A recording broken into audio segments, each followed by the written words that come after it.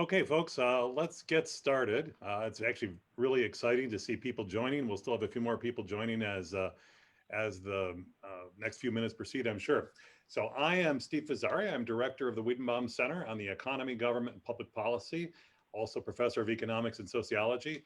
And I am very pleased to welcome you to the inaugural event for the Wiedenbaum Center in the spring 2021 semester.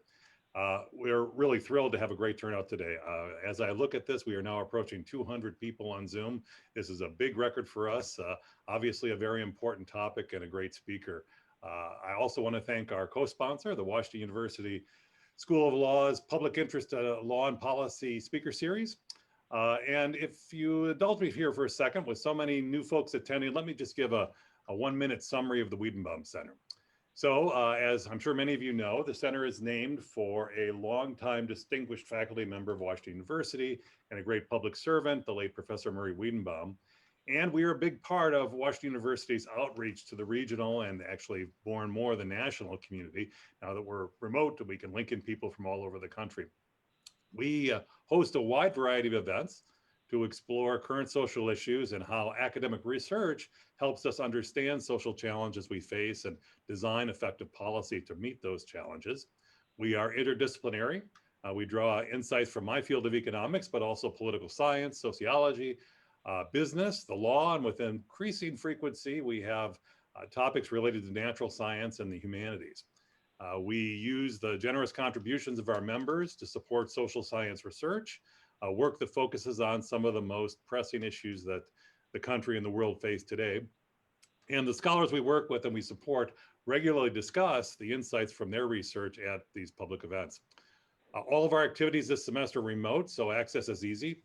If you're interested in further information about the center and possibly would even consider membership, check us out on our website. That's wc.wustl.edu, wc.wustl.edu, where you'll find a list of our events and contact information for our staff.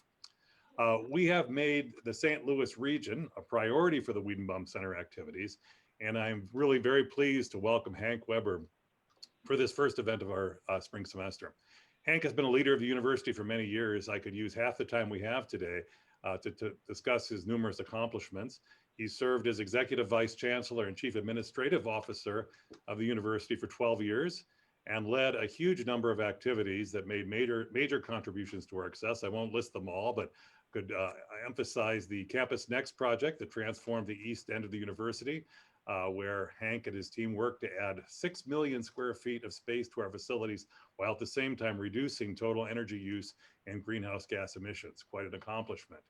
Hank also played a key role in the Cortex redevelopment project in the Central West End. He's involved in many community activities, and he's been a major supporter of the university's efforts to enhance diversity, equity, and inclusion. This past August, Hank was appointed as Washington University's first executive vice chancellor for civic affairs and strategic planning. In this role, he leads the effort to fulfill Chancellor Martin's goal of expanding the university's role in creating both a stronger and more equitable St. Louis region. And in this sense, Hank's new job aligns really very well with the objectives of the Wiedenbaum Center, and it's great to have Hank as our featured speaker in the program today. His title is A Strategic Assessment of St. Louis, Growth and Equity. We will plan to have some time following Hank's prepared remarks for questions. So please feel free to type any questions you have into the Zoom chat window, and I'll do my best to get to as many of them as possible. Well, it's time for me to stop talking and formally welcome Hank Weber to the Wiedenbaum Center. Hank, the floor is yours. Thank you all very much for taking some time on a snowy day and for joining me. And thank you for that kind introduction, Steve.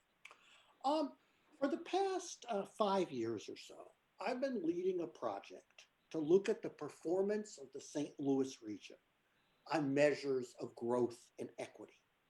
We've looked at St. Louis in comparison to national averages, in comparison to other cities in the cities, and we've looked at it at a variety of scales. We've looked at the entire metropolitan statistical area, the whole region. We've looked at the city of St. Louis, and we've looked at corridors within the city of St. Louis. I'm going to say a lot at the end and as we move along, but the reality is we are not where we want to be. We are not where we want to be in terms of growth, and we are not where we want to be in terms of racial equity. And I'm going to tell that story of where we are, and then I'm going to end with some hypotheses and some thoughts about how we move that, as well as the role of the university.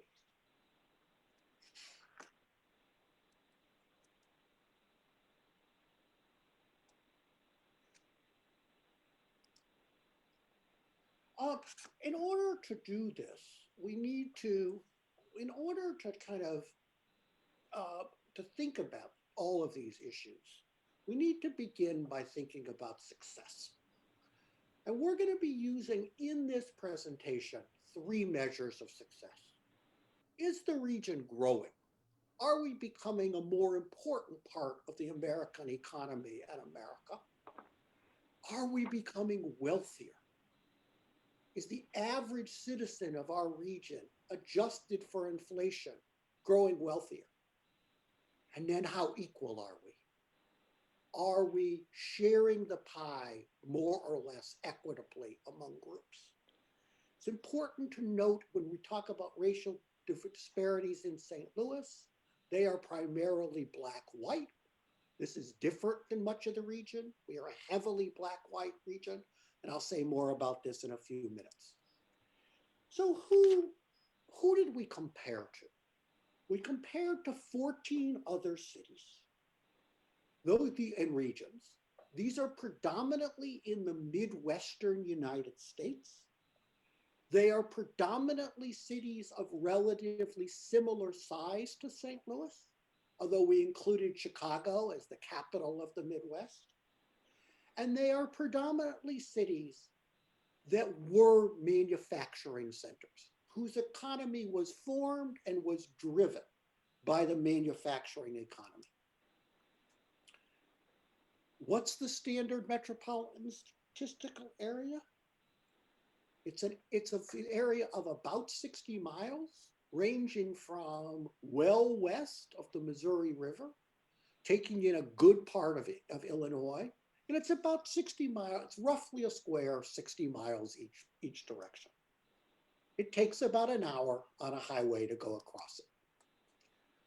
Our region as of 2018, and that's the latest data we have, is about 2.8 million people. We're about 74% white, 18% black, 3% Hispanic. What is these are very unusual numbers, as you'll see in a minute for America. We are whiter and we are more African American than America, and we have a Hispanic population which is about 15 to 20% of the national average. 34% of us have bachelor's degrees or higher. I'm sure on this call it's dramatically higher than that. And we have a per capita income. This is the income. You take all the people in the region and you divide by all the income, including kids, of 34,166. But it's made up of two very different racial stories. White income is a little over $38,000. Black income is a little over $20,000. The average white resident of the region earns 90% more than the average African American region. I'm going to say a lot more about this as we look. And we are an inexpensive region for housing. Our median housing value and our median monthly housing cost for rents are both below the national average. So this is the size data. As you can see, Chicago's dramatically bigger. Atlanta is dramatically bigger, although it wasn't always. You'll see we'll talk about this in a minute. We're almost exactly the same size as Baltimore and Denver. We are a two major sports city. This is the data on the demographics of our region. And you'll note off on the side, the United States, and then these various regions. And as I mentioned, the region is both considerably whiter than most other regions, and has a larger African American population, although smaller than Atlanta and Detroit. And the reason for that is the very small Hispanic population. In terms of income, among these cities, we rank just a little bit above the mean in terms of the white population of the region. You'll notice here that there's a number of places that are very similar to us, although Denver, Baltimore, and Minneapolis are considerably higher. On the other hand, but this is made up of two very different patterns. A pattern for whites, where average income is a little over 38,000, and a pattern for African Americans of 20,000. You will notice here that African American income in St. Louis is a little more than 10% below the national average. Racial gaps in income are a national problem in the United States, but they are a particular problem in the St. Louis region. And this is that gap data, as you can see. As you can see, 74% gap in income in the US, 90% in the St. Louis region. It is higher in some other cities, Minneapolis, Milwaukee, etc. It's also dramatically lower in a set of cities in the West and in Nashville in the Midwest. So what's happened? That's where we are today. That's a moment of a slap shot in crime. What's happened between 2000 and 2018? First, our population has grown by 5%. Our per capita income has shown no increase or decrease. But white incomes have grown and Black incomes have declined, relatively modestly, but enough to cause this gap, a gap that the dream of the civil rights movement. I was reflecting to Steve before this began. My parents, besides their family, the great cause of my parents' life, and my parents were of the age where the civil rights movement was at the center of their life. They were adults in the 1960s, was to close gaps, to close health outcomes, to close educational outcomes. In fact, since 2000, America's been going in the wrong direction, and we've been going in the wrong direction more sharply. Just want to concentrate on a few of these facts. It is not true that the St. Louis region is not growing, but it is also true that we are growing very slowly and hence falling farther behind the nation. There are cities that are actually declined over this period, Cleveland, Pittsburgh, and Detroit on the one hand, but Denver, Nashville, Atlanta, Columbus, Indianapolis are growing dramatically faster. And this is a list ranked of the largest regions in the country. In 1970, we were 10th. By 1990, we were 17th. And we are now 20th and actually about to be 21st. If you want a particularly remarkable comparison, look at Atlanta. In 1970, St. Louis was the region was twice the size of Atlanta. We had 2.1 million people. They had 1.1 million people. Now they are twice the size of us. We have 2.2 million people. They have 4.7 million people. The second thing I wanted to note is the trend in African American income. I mentioned this earlier.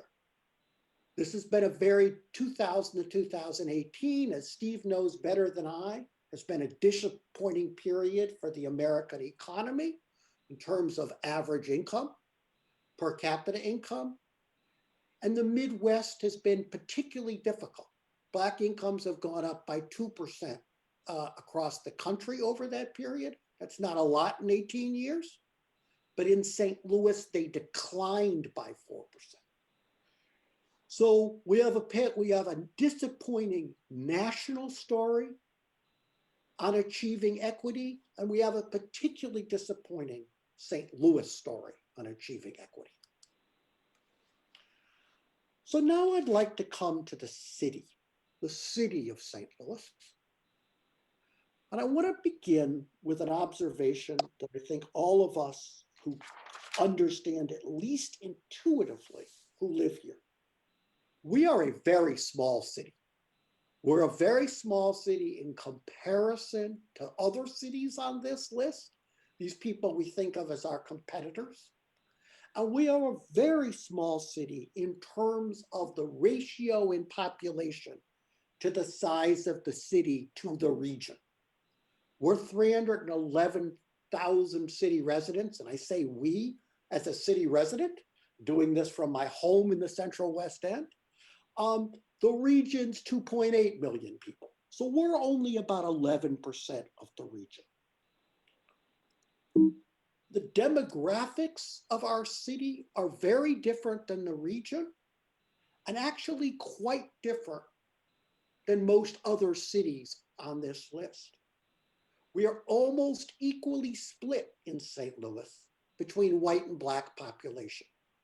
We again have a small Hispanic population, a little bigger than the region in percentage terms, but not much, and a little more of an other population, predominantly Asian. But we're actually almost equally divided between whites and Blacks in the city of St. Louis. The city is actually becoming whiter in population over time. And only Cincinnati has those racial dynamics among these cities. We are a relatively poor city. The average income in the city of St. Louis is on the order, is 15 to 20% below the average income in the United States. And while we're much wealthier than Detroit or Cleveland, we fall dramatically behind Denver or Minneapolis or Atlanta. But this number, 28,478, is a function of two dramatically different trends. White income in the city is, the per capita income is 41,559. That's 10% above the national average, and that's a little bit above the mean of our peer cities. And as we will see soon, it's been rapidly increasing. On the other hand, the city has a very poor African-American population. It shares this with Detroit and Milwaukee, Minneapolis. And our so if our white population is 15% above the national average, African-American population in the city is 20% below the national average. So we are in an unequal world, the city is more unequal. And that leads to this fairly stunning chart that says the ratio of white to Black per capita income in St. Louis is 137%.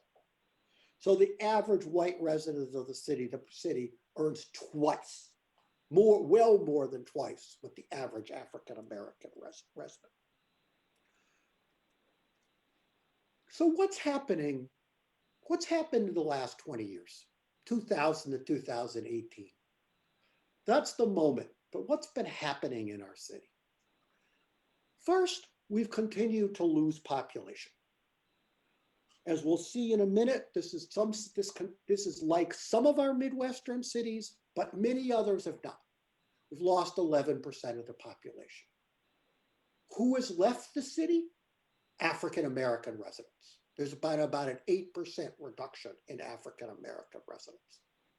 There has been a very sharp increase in Hispanic residents and in Asian and Island and Pacific Islanders, but it's off a very small base. The city has become dramatically better educated. As young as the people we have attracted have tended to be young and well educated. Despite the fact that the city's per capita income continues to be low, it's increased dramatically. We'll present some pretty shocking data on that in a few minutes. But that increase is all among white residents. Black per capita income in the city has not moved since 2000. And for that reason, this income gap has grown dramatically, not closed over this period of time. This looks at the population. As you can see, we are third on this list for declines in population. Detroit is depopulated, as are Cleveland, the cities, at a much faster rate than us. But what's interesting here is a number of cities in the Midwest, Columbus, Nashville, Indianapolis, Kansas City, are growing. Some of those have a metropolitan government, so the comparison is not quite right, but some of them don't. And some of them, it is simply a different phenomenon. This is the income data. Detroit continues to be the weakest performing major city in the country on this. And we've been the best in terms of growth of per capita income in the city. It's a very surprising result. My team and I have checked this result 14 different ways, and it's consistent across these results. But as I mentioned earlier, that increase is entirely among white residents. The story of St. Louis is people moving into the city tend to be higher income white residents, of which I must freely admit, since I moved here in 2008, I am one of them. While at the same time, Black per capita income hasn't moved. You'll notice on this chart something very interesting, which is there are a lot of negative numbers while the US number is up 2%. This has been a difficult period in terms of racial equality for all Midwestern cities, and we are one of them. So the last bit of analytics before I open this up, make a few comments and open this up to all of you, is we looked in detail to try to understand all of these dynamics, not at the city level, but at the parts of the city level, in terms of neighborhoods. And a bit crudely, but it makes the point, we broke the city up into 5 regions. Basically, the central corridor is the neighborhoods along I-40, along the metro tracks, runs through the Central West End, Forest Park Southeast, Midtown, all the way to downtown. The south are the neighborhoods south of that. They include Dogtown, Botanical Heights, Soulard. And then we get to South City, south of that. The North Corridor neighborhoods are the neighborhoods in general, just north of Delmar Avenue. It's not a little more complicated, but generally just the West End is part of this, the near north neighborhood. And then we looked at North City. The little numbers here are census tracts for those who follow these things.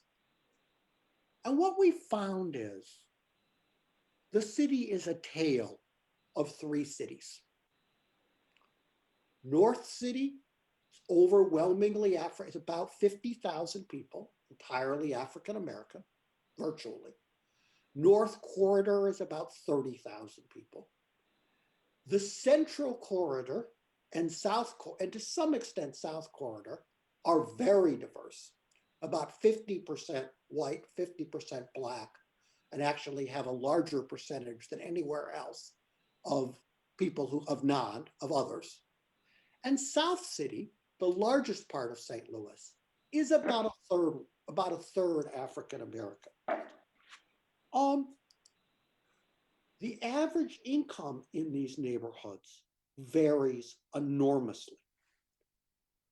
In North City, it's 15,589.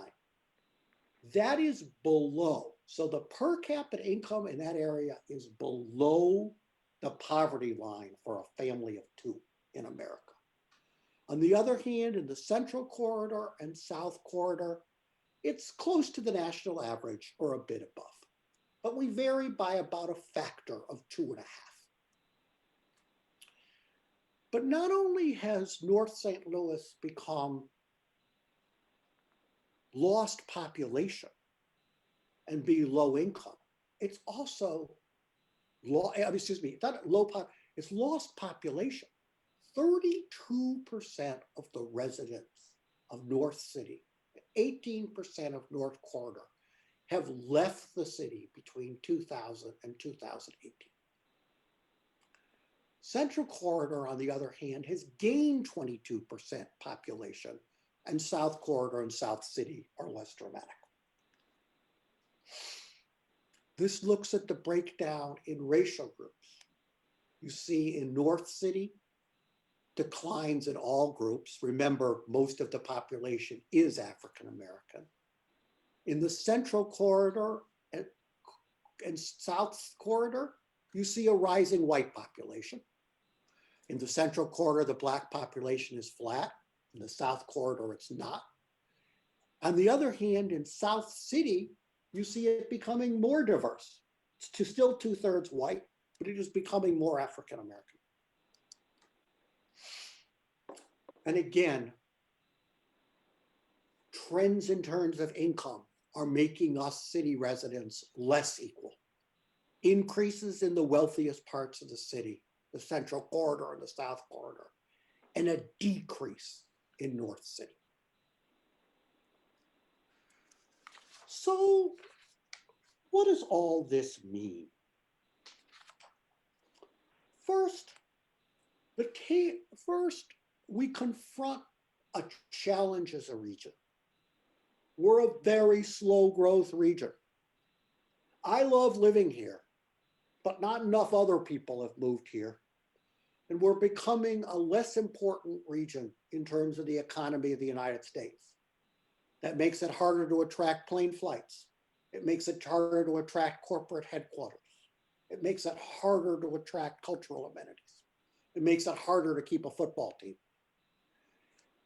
But the other dramatic story of the region is our racial income gap. A gap which is larger than America, which is growing in the region, which is particularly focused in the parts of the city, and although it's not shown in this data, in East St. Louis and in north suburbs. And my strong view is that St. Louis will not grow faster and not become more inclusive or more just or more equal without targeted interventions. It is possible to get lucky. It's possible to get regional growth. In Seattle, they got it because Bill Gates settled there with Paul Allen and made Microsoft a great company, and then Amazon grew, which reduced really some very difficult trends in Seattle. But that's not the way you normally make change in a region. You make change through strategic interventions. And my view is that Washington University must be an important force for change. And we must absolutely recognize that we have to do this in partnership with people. There are other forces. We are an oar in this boat, but this is a boat that has to have a lot of people rowing in the same direction. The university, of course, is a major anchor institution in St. Louis. We employ 17,000 faculty and staff. We purchase on the order of $1 billion in services and supplies. We're the lead partner in Cortex, have a history of supporting community development in Forest Park Southeast and beyond, and a very good supplier diversity program. And we have extraordinary student and faculty commitment and research and patient care capacity. I want to talk about one of the initiatives we're involved in and then just make a few closing comments. And that's something that I think is one of the bright lights of St. Louis, which is the growth of the Cortex innovation community. Last week, there was a case study of leading edge urban innovations put out by Bruce Katz and his colleagues at Drexel. And it was titled Cortex Innovation District, a model for anchor-led inclusive innovation. And this is a quote from Julie Wagner, the president of the Global Institute of Innovation District. Cortex is a global model. What is it? It's 203 acres between the WashU Medical Campus and SLU, between the Central West End and Forest Park Southeast neighborhoods. It was created in 2002 to translate regional university and corporate research into commercial technologies. And at the time, the region was faced with a deteriorating industrial district in the heart of St. Louis, immediately east, a lack of growing job centers, and a struggle to attract and retain young talent. $29 million was raised from WashU, SLU, UMSL, BJC Healthcare, and the Garden.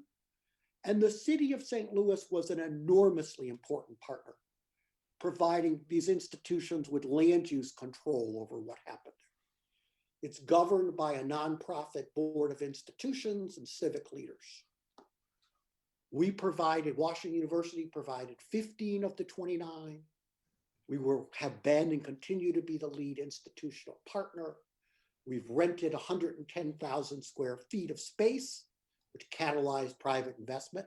Cortex is now 2 million square feet of space. We moved our technology transfer office. University leaders played a key leadership role, including myself, who chairs the board. And we offer a whole set of associations with the university at our core facility. We've been important here, but so have been the city, so's been SLU, so's been BJ, etc. And it's worked. Cortex is now 420 companies, 6,200 jobs, and as of today, $40 million in new tax revenue it's generated. And a reasonable number of these companies have been started by members of our community. But again, that's probably 30%, and with the broadest definition, people who've been students here at one, or faculty or staff members at one time. It's taken a village, and it's focused hard, although there's more to do, on diversity, equity, inclusion, setting the standard for hiring of minority contractors, supporting consistently the growth of African-American entrepreneurship, and training programs to train people for jobs, placing them in.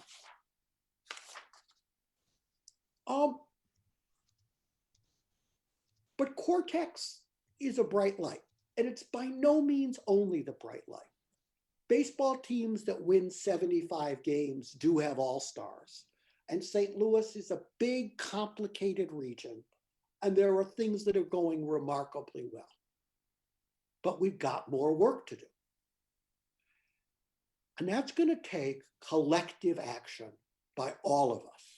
We are a politically fragmented region, and we don't, unlike some other cities, have a very large foundation or private charity that can coordinate, organize, and fund very large initiatives. My own view, and this is opinion, not fact, I've given you facts in most of this presentation, is that we would be very helped by government consolidation. I don't see that happening in the near future. The merger of 5 civic organizations, which many of you have read about, to create something now called Greater St. Louis, Inc., is, in my view, a very positive step, but it's one step. And they just produced the St. Louis 2030 Jobs Plan, a 10-year action plan. I know many of you were involved in that on this. And it had 3 really important things to say that I want to amplify. First is we need to strengthen the central city. Great regions have strong central cities and strong central areas. No, this is an empirical fact that if you look at cities whose core is growing, the region is growing. And you look at cities with weak cores, etc. I was in Nashville a couple of weekends ago. Nashville traditionally has done very, very well. And I was really struck because traditionally, I'd lived there at one point in my life a long time ago. It had had a weak core. The core is now enormously strong. And it's getting stronger with cranes in the sky everywhere. The report says we need to create 50,000 new jobs within a couple of miles of downtown. Second, the region needs to narrow the income and wealth gap and have everybody participating in the economy for the good of all. Our degree of segregation, our degree of racism has held all of us back. And third, we need to double down on our area of greatest strength, which are bioscience, ag tech, and human science. A plan, though, even a plan that gets a bunch of things right, in my opinion, is only as good as the commitment over time and the strength of implementation. And we need to double down, and we need a clear path to implementation strategies. We also need to recognize that this is a jobs plan. In my view, a strong jobs plan. But there are issues other than jobs that need to be addressed.